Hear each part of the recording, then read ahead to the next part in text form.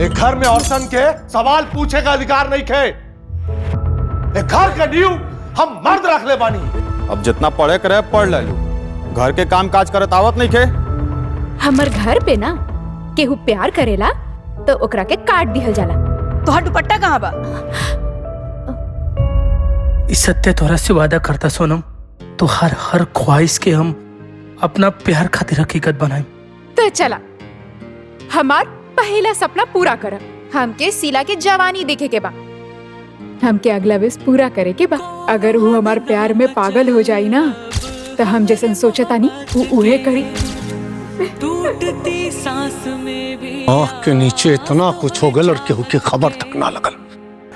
तुहार ना एक और विश पूरा हो गई। कहाँ पूरा भइल? अभी तो आधा भइल, अभी और पूरा करे के बा।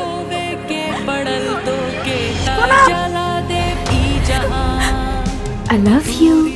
Happy birthday to me. Happy birthday to me. सही के प्यार है या पागलपन?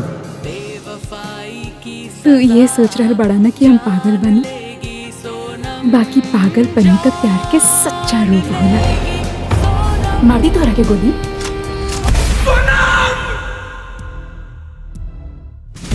सोनम के मौत के कीमत खाली वो ना, पूरे खानदान के चुकावे के पड़ी। पंडित होके के कितना सम्मान दिया पिताजी, अब जान के बदले जान लिया। कहा सत्या मिल गई? मिली भी कैसे? जब वो जिंदा रही तब तो मिली। हमार खून नहीं के कर सकत। खुद मार दिले हुई अपनी बेटी सोनम, क्या हमारी भाई सत्य के फंसा होता। बेटा तू ना पुलिस वाले के बेवकूफ ना बना सकला। कबो कबो गुस्सा से ना दिमाग से भी चले के पड़ेला। अगर हमार जिंदगी एगो किताब आ तो तू ओकर एगो खतरनाक चैप्टर बढ़ा।